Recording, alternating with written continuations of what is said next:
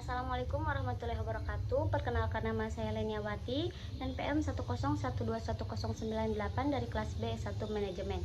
Di sini saya akan membuat video penjelasan untuk memenuhi tugas evaluasi tengah semester tata kelola perusahaan dan tanggung jawab sosial. Transaksi-transaksi perusahaan. Secara umum, transaksi dianggap sebagai sebuah kesepakatan antara pembeli dan juga penjual. Kesepakatan ini berguna sebagai bentuk pengikat adanya pertukaran barang, jasa, atau aset investasi. Transaksi-transaksi di perusahaan dapat dikelompokkan sebagai berikut. Yang pertama ada siklus penjualan dan penagihan. Siklus penjualan merupakan siklus yang terjadi saat penjualan dilakukan. Menurut Zamzami 2016-178, siklus penjualan merupakan rangkaian aktivitas bisnis dan pemrosesan informasi yang berhubungan dengan penyediaan barang dan jasa untuk pelanggan dan penerimaan kas pembayaran atas penjualan yang dilakukan. Siklus penagihan merupakan siklus yang terjadi setelah terjadinya proses penjualan.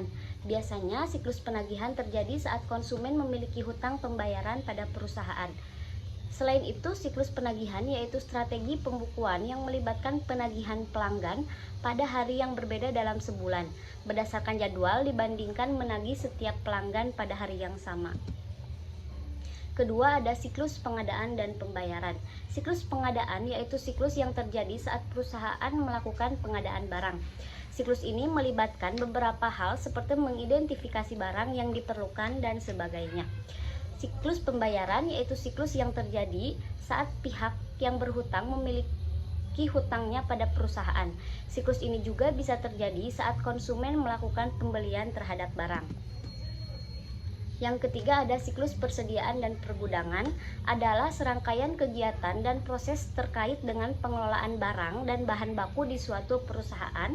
Secara umum, siklus ini meliputi pengadaan bahan baku, penyimpanan barang dalam gudang, pengelolaan persediaan dan distribusi barang ke pelanggan. Yang keempat ada siklus penggajian dan personalia.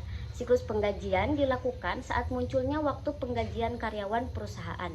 Mulyadi mendeskripsikan dalam bukunya siklus penggajian merupakan rangkaian aktivitas penggajian atau pengupahan yang dimulai dari penetapan jumlah pegawai, pelaksanaan pembayaran gaji, sampai dengan pencatatan akuntansi. Sedangkan siklus personalia adalah serangkaian kegiatan yang melibatkan bagian personalia di perusahaan. Lalu yang kelima ada siklus pengadaan modal dan pembayaran kembali. Siklus pengadaan modal adalah siklus yang terjadi saat perusahaan melakukan suntikan kembali modal. Siklus akuisisi modal dan pembayaran kembali berfokus pada akuisisi sumber daya modal melalui utang berbunga dan ekuitas pemilik dan pembayaran kembali modal tersebut. Siklus ini juga mencakup pembayaran utang dan dividen. Sekian presentasi dari saya. Terima kasih atas perhatiannya. Mohon maaf atas kekurangannya. Wassalamualaikum warahmatullahi wabarakatuh.